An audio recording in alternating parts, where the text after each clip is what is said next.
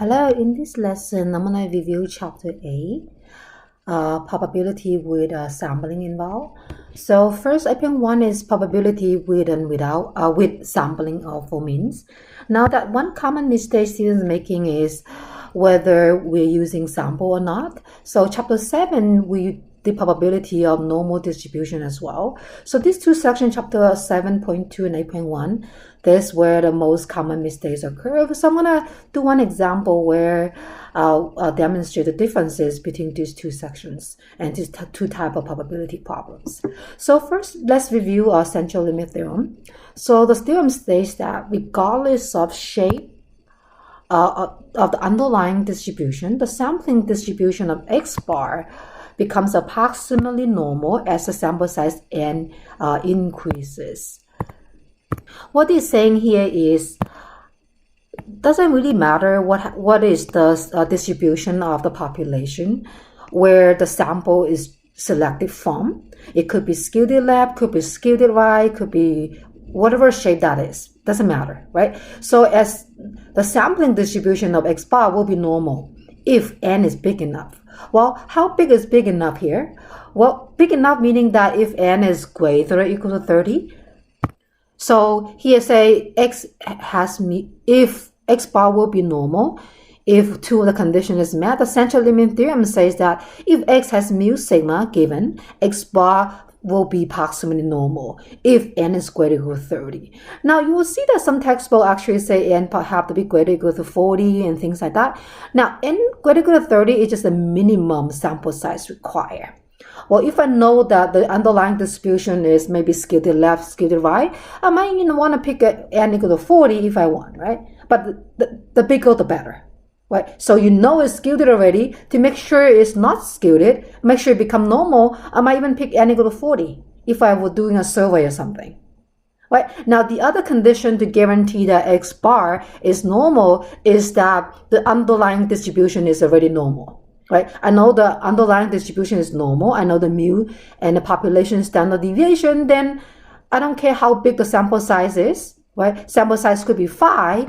It will still be normal, because the underlying distribution is normal.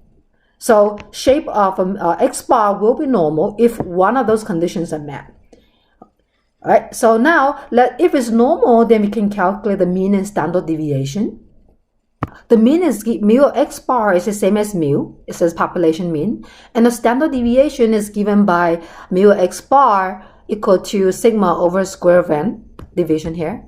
Now we need to adjust it for the sample size here. Alright, so that is finding mean and standard deviation if you know that x bar is normal. Well, let's do an example. Alright, so I'm going to do an example where I need to use the sampling distribution of x bar, where another one is what we did in a previous chapter, with chapter 7. Alright, let's do example 3. Let's see the differences between a standard normal distribution. So, this is the example we did in class, right? Consider SAT reading scores which are normally distributed with mean of 500, standard deviation 100. I want to find the probability that a randomly selected student has a score of 500 or higher. Again, one randomly selected student. That means I want to find the probability that the one randomly selected student has a score of 540 or higher. Higher, I mean greater or equal to. That means, so x is greater than or equal to 540 or higher. And that's the probability I'm trying to find. Right? So now let's find the given information. Well, I'm given that is normal. Well, so that means x is approximately normal. And I'm given that mu is equal to 500, where the standard deviation is 100. Okay, notice that I'm looking for the probability that random selected student, one student. I'm not talking about average of the group here. So therefore, there's no sampling involved, and that is a problem we did in chapter 7. I think we did in 7.2 specifically. All right, let's do this problem. Let's draw a curve, see what it's saying here. So I'm giving a normally distributed, and I'm given that the mean is 500 with a standard deviation of 100. And now that the distribution here, let me highlight it. Here, I'm going to graph for x. Right? X is normally distributed, my random variable, with mean 500, a standard deviation of 100. Now, I want a score of 540 or higher. Well, 500 is in the middle, it separates the bottom 50% and top 50%. So 540 should be on the right of 500. So it's somewhere here. I will just draw a random one. So let's say this is 540. That's what x is equal to. Well, I want to find 540 or higher meaning that I want the region area on the right. I want to find the probability that bigger than 540. So I'm going to shade the region on the right. Right? And that's what we're trying to find. Our goal is to find the probability of that, which is the area under that normal curve. Same idea. So let's set it up. So I want to find the probability of x squared equal to 540. And we could convert that to z, or we could just use it if we're using a calculator, right? So you want to use the table, you first going to have to convert 540 to a z-score, and then using a normal CDF involving z. But here, if I'm using a calculator, I don't really need the conversion. So, and if you want to see how to do it using a table and do the conversion method, I would suggest you go back to chapter 7.2 when we did this problem. Here, I'm just going to do the calculator approach. So 540, we say to find probability of area on the right tail, we just do normal CDFs. So we say, let me write it down. So this is equal to, I'm going to set this straight right here. Let me rewrite it. Let me rewrite the 540 below.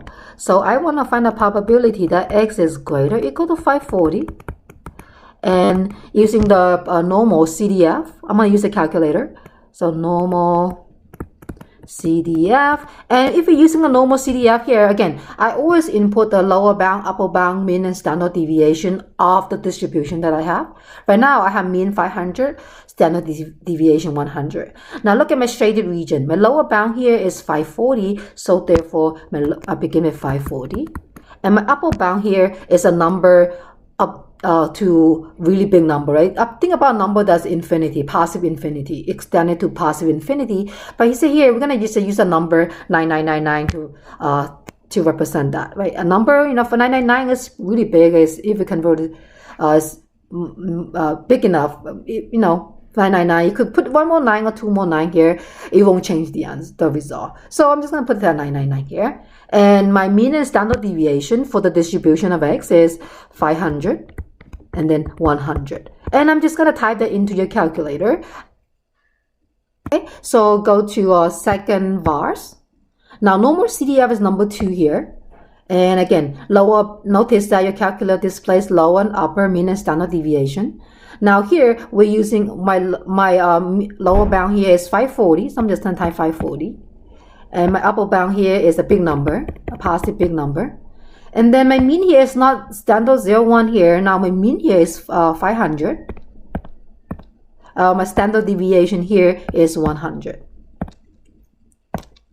Okay, and I hit enter. And notice that the probability here is 0.3446 approximately. So the question in a complete sentence, I would say the probability that a randomly selected student has a score of 540 or higher is 0.3446. Okay, so let me run down so you see the answer. So notice that I begin the problem with write down the question, reading carefully and kind of looking at the problem, what it's asking me to find.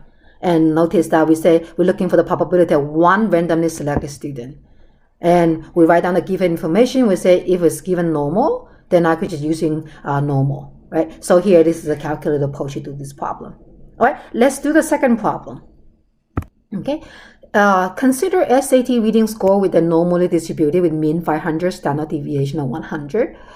Now, I want to find the probability that 35 randomly selected students have an average score of 540 or higher. Notice that this is the same given information, but now I want to find the probability that the average of the 35 students, whether it's higher than 540 or not. Notice that I have to n is, there's a sampling involved. I want to add the group of 35 students. I want to know if the average score is more than 540 or not, right? So notice that this is an average. So an average of a sample we call X bar, right? Average of a sample, whether that is greater than 540 or not. So greater than or equal to if 540 not, right? So, and that is what I'm trying to find. I want to find the probability of that, right? So find the probability that a group of 35 students, whether they have an average score that's 540 or higher or not. Notice, again, this is compared to the previous one. The previous one says, I want to find a probability that one randomly selected student, whether that student has a score that's 540 or higher. Whereas this problem states that I want to find out the probability of a group of students, whether their average is 540 or higher. Notice the difference here. One where I have a group of students, I want to know the average, whether it's 540 or higher. Well, let's write down the same thing we did before. So I am given, right, so X is normally distributed. I'm going to just write it normal, like before, with mu equal to 500 and standard deviation given 100. And I'm also given n, and n, right, n is 35. Well, since it's given normal, then I would say regardless the sample size, I know that X bar will be normal because I'm given normal. So since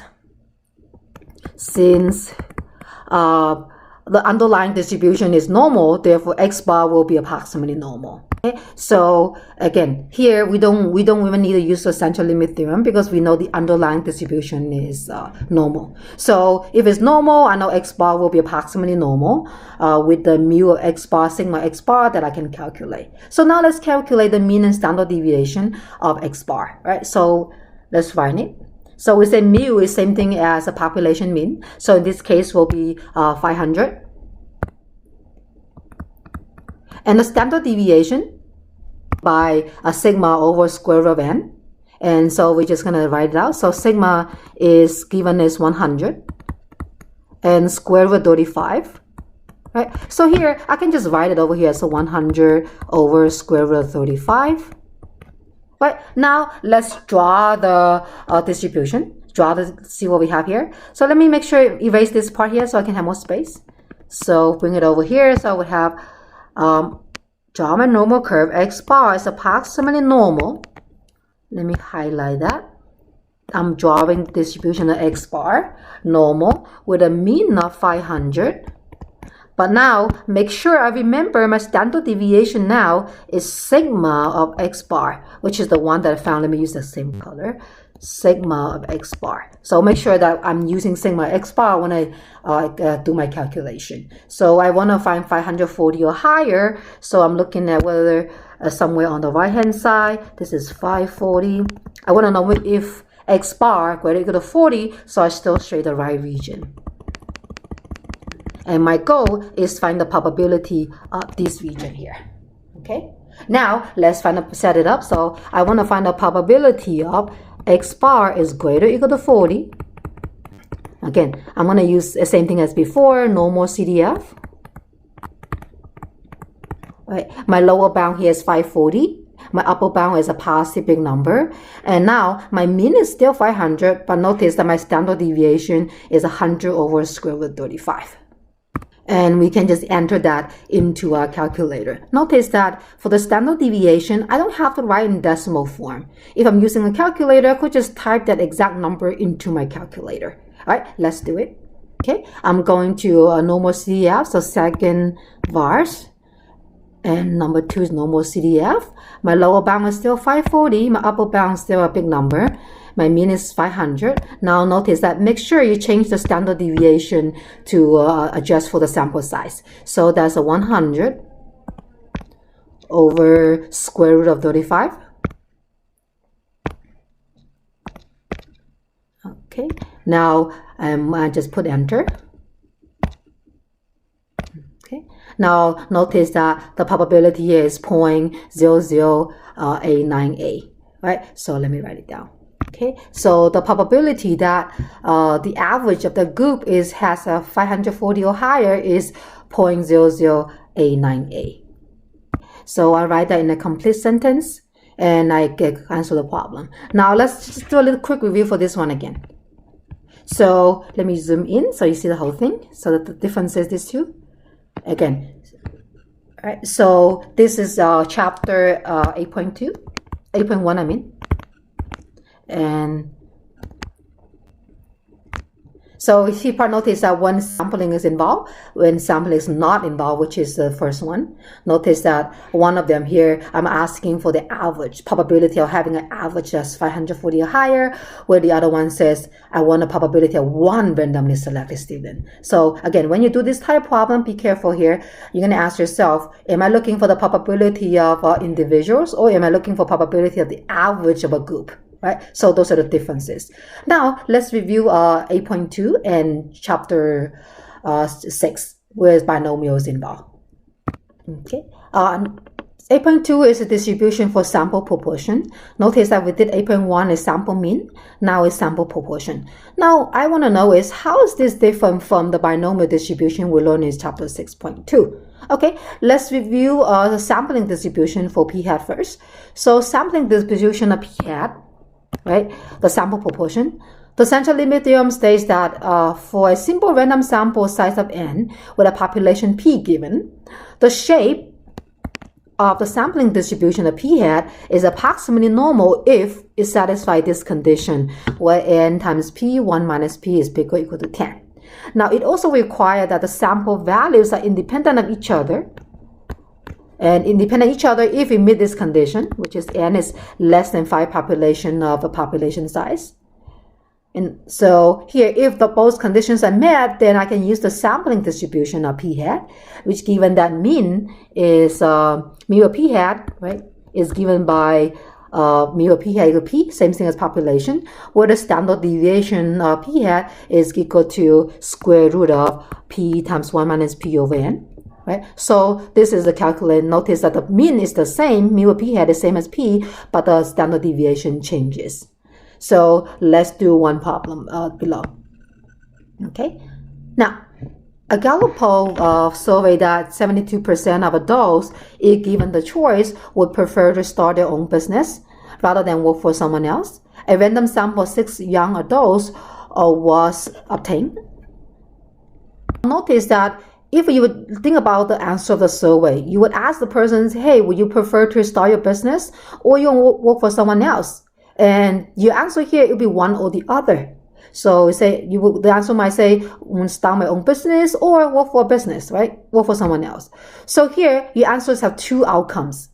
So therefore, it has 2 outcomes. Whether one person prefer to work for someone else or start their own business doesn't change whether the next person's decision of what to do, right? So the trials are independent, and we know that fixed number of trials because there are 600 people are surveyed. So the number of trials fixed. The probability that the person gonna prefer to start their own business is 0.72. So the probability that P is the same for all trials. So this is a binomial experiment, right? Binomial. So I could use binomial to do this problem. So part A says, what is the probability that no more than 70% of the sample adult would prefer to start their own business? Again, no more than 70% want to start their own business. So let's think about it. When I do binomial, I can just use the binomial PDF or CDF. Let's just review that. No more than meaning that is less than or equal to, right? So I want to find a probability that's less or equal to 70%. 70% of the sample. Again, of the sample. The sample here is 600. Right? Notice that I can write down the information. I want to find the probability that no more than 70% of the sample of the 600 adults would prefer to start their own business. So to do binomial, I need to find my P, X, and N. Let's write it down. So my P is equal to 0.72. 72% is same as 0.72. 0.72 of them prefer to start their own business. And my N here is 600. But notice that X here, I don't know. But I know is 70% of 600. Okay, so to find X, I could say X is equal to 70% of 600. So I'm going to find 70% of 600 is the same thing as 600 times get it by 0.7. I multiply, I got 420. That means out of the 600 people, I want to find the probability that, no more than 420 of them prefer to start a business. So no more than 420 here, less or equal to 420. Notice that I translate that proportion here into a number 420 instead of say 0.7. So we say if I think about the possible value of x, let's think about what x are. So x is the number of people who prefer to start their own business. So x could be, maybe in the survey nobody won, could be 0. 0 meaning that no one in the sample prefer to start their own business. So it could be 1, it could be 2, it could be 3, it could be all the way up to 420, could be more, 421, all the way to 600.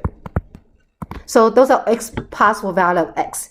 Now the question asks me no more than 420, meaning that I want my x to be from 0 all the way up to 420. So I find the probability of 0, I can add up all the way up to 420. If I use PDF, I could say probability of 0 plus 1 plus 2 plus 3 all the way add up to 420, or I can use CDF.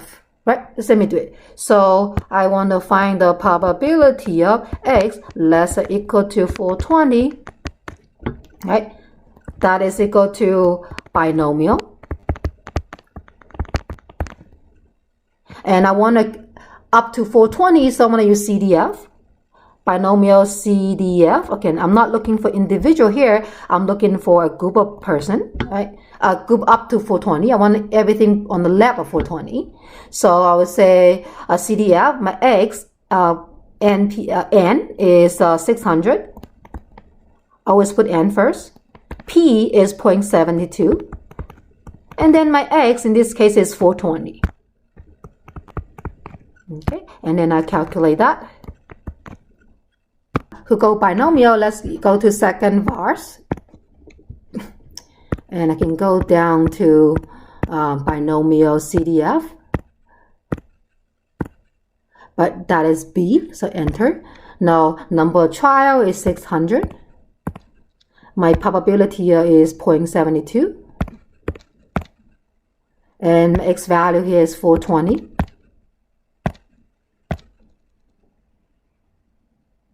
And enter. And I got 0.14798. So if I round it to 4 decimal places, approximately is 0.1480. I would say the probability that no more than 70% of the sample adult would prefer to start their own business is 0.1480. Now this is how I would do this problem if I use binomial. Right? Now let's see if it's met the condition for us to use normal to do the same problem. Okay, so we say I can approximate binomial using normal if the conditions are met, the two conditions about here. So let's talk about the condition. Right? Conditions are sample values are independent of each other. Sample size is less than 5% of population size. Okay, let's think about it. The population here is all young adults in the United States. Well, that is definitely 5% of that is definitely more than 600. So the condition is met. Okay, now let's check the second condition. That NP 1 minus P greater or equal to 10. So when I multiply n times p times 1 minus p, I got exactly 120. So 120 is for sure is bigger than 10, right? So therefore the condition is met for using the normal to approximate the probability here. Okay, so let's draw a picture. See exactly what we have here. All right, so I'm going to write down the given information again. So I am given, this is checking, step 1. And step 2, I'm going to write. So I'm given that P, just P is equal to 0.72 and N is equal to 600, and I'm given, I'm looking for probability of P hat, right, is greater than or equal to, or less than, no more than 0.70. So that's less or equal to 0.7. Right? So I'm going to find my mean and standard deviation for the sample. So notice that the mean is same thing as P, and the standard deviation is square root of P times 1 minus P over N. Right? So let me calculate that. So I will say p hat is approximately normal with mu of p hat is same thing as p, so it's 0.72, and then sigma of p hat, and I'm going to plug in that value and calculate it. Okay, so I can calculate the mean and standard deviation for the sample. So I can say normally distributed with mean of 0.72 and standard deviation rounded to 4 decimal place. That's 0.0183. And here, just type in your calculator and do that step. So now it's normally distributed with the mean and standard deviation. Notice that I have step 1, I check the condition. Step 2, I find the mean and standard deviation. Now I'm going to draw a picture, right? And just do a picture. So I want to find the probability. All right, let's write it. So again, my graph here represent p hat. So again, this is p hat is my random variable here, and my mean here is 0.72, same as, and my standard deviation here is 0.0183. So make sure that you remember to use sigma p hat here in your computation. And I want to find the probability that no more than 70% of 0.70. This is what we're trying to find here. So no more than 0.70. 0.70 will be left of 0.72. So I want to find somewhere here. Let's say this is 0.70. No more than, meaning I want to find the tail area on the left. And your goal here is to find this area. Right? So let's do normal. So find the area. I would say probability of p hat is less or equal to 0.70 is equal to normal CDF. Now my lower bound here is a small negative number. Here, since we know the probability p hat is always a number greater than 0, less or equal to 1. So here I can put my lower bound 0, my upper here, because I know, even though I know it's a negative infinity, you can put 0 here, or you could just put negative 99999, right? Or negative 9999. I'm telling you, or you can put a 0 here. It doesn't change the answer, right? Because I know proportion is the number between 0 and 1. And my upper bound here is 0.70. And my mean and standard deviation, mean is 0.72. And my standard deviation here is 0.0183. And make sure we use this standard deviation, 0.0183, right? So I can just type that in my calculator. Again, you could replace the negative 999 with a 0, but here I'm just keep it as the way we did in mean, so that way avoid you to remember too many things. Don't have to remember that. Just put negative 999 like you would do with any regular normal form, right? So let's type that in your calculator. So I'm going normal CDF again. So second vars. Number 2 is normal CDF. And my lower bound is a big negative number. Okay. Again, for the lower bound, you could put 0 if you want. Upper bound here is 0.70. So it's 0.70. And then my mu here is 0.72. My standard deviation here is 0.0183. Notice I approximated to 4 decimal place here. You can also put in the original form, which is square root of 0.72 times 1 minus 0.72 over 600. But notice since this is a long number to enter, I could just approximate it using a decimal form, right? So I'll put enter, enter. Now my probability is 0.1359 approximately. This is the way I'm solve the same problem here. I'm using binomial. Now, so binomial, normal distribution here, I'm using that to approximate binomial. And your approximation sometimes could be more, sometimes could be less. So what I'm doing here, and remember we say binomial is discrete. So if we do, let's think about it. Discrete, let's say if I draw a probability, a curve for the binomial here, for the discrete distribution, we say the central limit tells me if it satisfies condition, my probability for each individual of them probably looks something like this. It could look something like this. Let's say, it's approximately normal, bell shape, meaning that something could be something like this. That's discrete, right? Notice that discrete, you have a number like 0, 1, 2, 3, and things like that. That's for your x. Now, when I use normal CDF to approximate it, I'm telling you, say, hey, it's look approximately normal. Instead of finding the sum of each bar, so rectangles, I'm gonna find it using continuous case. I say, hey, let me draw a little better. So let me find the area using a normal curve, right? My drawing is not that good. Let me draw a little better. So like something like this. Again, symmetric normal curve. I'm drawing it. So I'm using normal to approximate it. So approximate the total area of each individual bars by using normal CDF. So when I approximate it, notice that sometimes I might be over approximate, sometimes I might be under approximate. So here again, I'm approximating still. So therefore my answer is not going to be exactly the same if I use a binomial. Binomial here, I am actually given more accurate answer.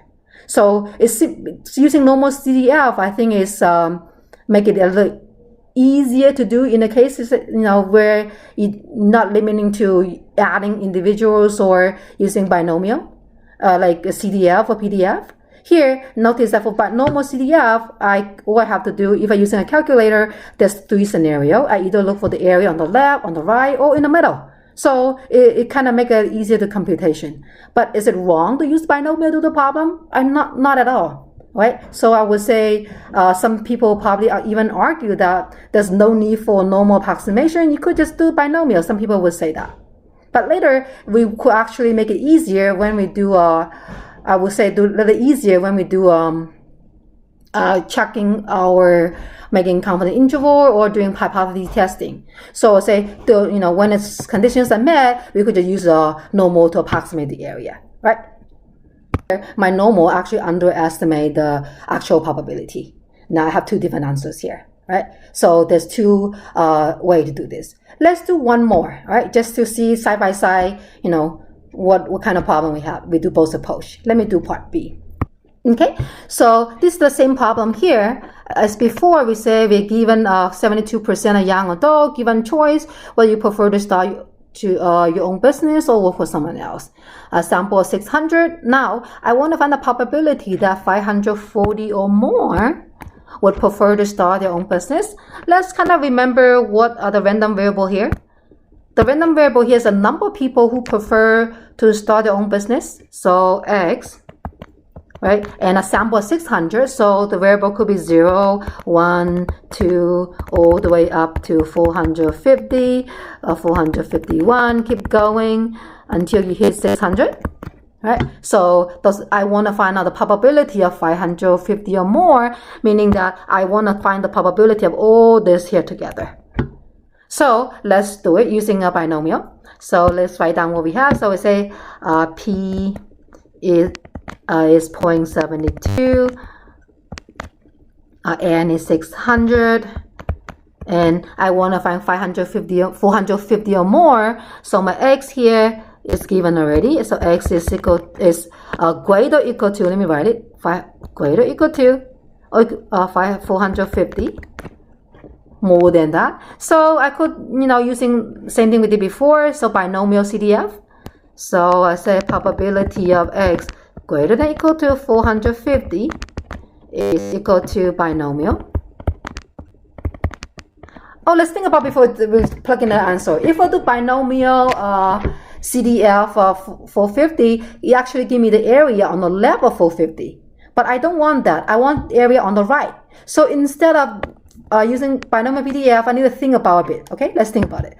So if I do CDF of 450, it's going to give me area on the left of 450, meaning that it's going to sum up as 0, 1, 2, 3, 4, 5, all the way up to 450, but that's not what I wanted. All right, let me write. So let's write down the information here again, and let me draw so you see it more clear.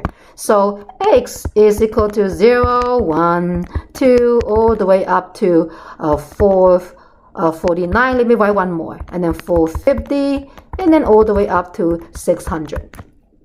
So I want to sum up the area from the probability from here all the way up here. So this is the part that I don't want. I want to subtract it. So to get that, but this area, the red here is given by area of CDF of the 449. So I could just find the probability of X less or equal to 449. Right? So if I subtract the total subtract the whole thing, subtract 449, x less or equal to 49, then I would get what I wanted. So let's do it. So to get probability of x greater than 450, I could do the total probability, which is from 0 all the way out of 600 will be 1, right? Total is 1. 1 minus the probability that is less or equal to 449. So probability of x less or equal to 449. Right, I take away the total up to 449, so I have left 450 to 600. So I 1 minus, right, let me use a color coded. So that's 1 minus binomial CDF of, now here my n is 600, my p is 0.72, my x is 449. Right? And use your calculator. Okay, I want to look for 1 minus a binomial. So let me just do binomial that first. So second vars gives me the binomial. Go down to binomial CDF. All right, enter. Now number of trial is 600. My p is 0.72. My x value in this case is 600. Oh, not 600, be careful here. It's 449. All right, and I just type that in my calculator. That is the answer, but I want 1 minus. That's how I do 1 minus. I'm going to use the arrow to get to the answer highlighted. So 1 minus that number. So my answer is approximately 0.0546. Okay, so the approximately that. Alright, notice I'm using the binomial here, CD here. Now, if you want more trick how to do the binomial again in chapter 6, I would suggest look at the lesson, the previous video we did for chapter 6 review, where I went over how to use PDF and CDF in different scenarios. Alright, let's do the same problem now. I'm using normal approximation. So let me use it on the right hand side here. Okay, let's say I'm doing the same thing. Let's write, we say that all the conditions are met already, so I don't have to keep writing it down. We checked it in the previous one, so we know the conditions are met. Now, I want to find the probability that 400 or more would prefer to start their own business. So 400 or more of the sample prefer to start their own business. Notice that p hat is not given. This number here, this number is an x, right? This is an x. X is 450 or more, so I need to convert that to a proportion. So I say p hat is equal to x over n. Right. And so, which is 450 over 600. And calculate that. Okay. So I have p hat is equal to 0.75. So let's just write down the given again. We say p hat is approximately normal from the previous part we did. So I don't have to check it, I'm going to write it down. So mu p hat is same thing as mu, which is 0.72. And then sigma of p hat, if we calculate from the previous one, we already done this part in the previous part. So I'm just writing it down to remind me that I need to use it, all right? So let's draw a picture to represent my scenario. So I have, let me blue. Okay, let's see what I'm trying to find here. So again, this is distribution. This is p hat. I'm going to grab as p hat. And p is 0.72 with a standard deviation sigma p hat. Remind myself, make sure you use sigma p hat. I always write it down. So I want to find the probability that's 0.75 or more. So 0.75 is on the right hand side of 0.72, which is somewhere here. So this is 0.75. So 0.75 more, so I'm going to highlight the right hand side. And my goal is to find the probability of the shaded region. Okay, so that's the probability of, rewrite it. So probability of p hat is greater than or equal to 0.75. And I'm using normal, so normal CDF. And my lower bound here is 0.75. My upper bound is a big positive number.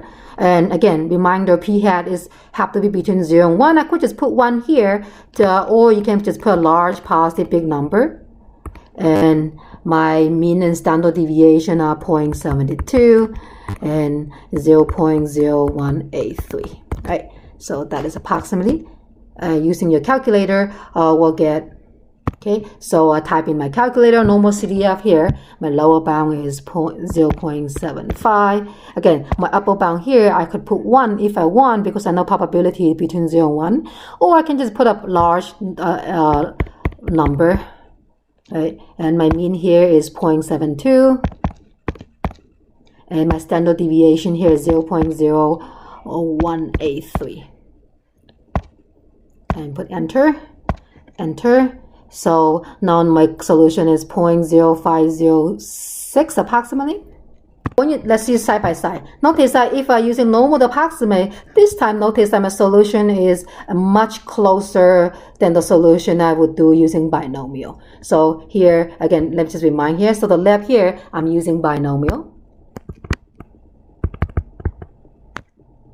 On the right hand side here, I approximate the probability using a normal. Right. So again, here they are not separate things. We say we could use normal to approximate when the conditions are met, and two ways to do it. Notice that for the binomial, I really need to think about how to get the sum of the 450 or higher by using 1 minus. But if I do normal, I can say, oh, I just want the total area on the right of the number. So it's still just doing lower bound, lower bound, upper bound, mean, and standard deviation. Notice that when I enter in the calculator, I always put this 4 thing: lower bound, upper bound, mean, standard deviation.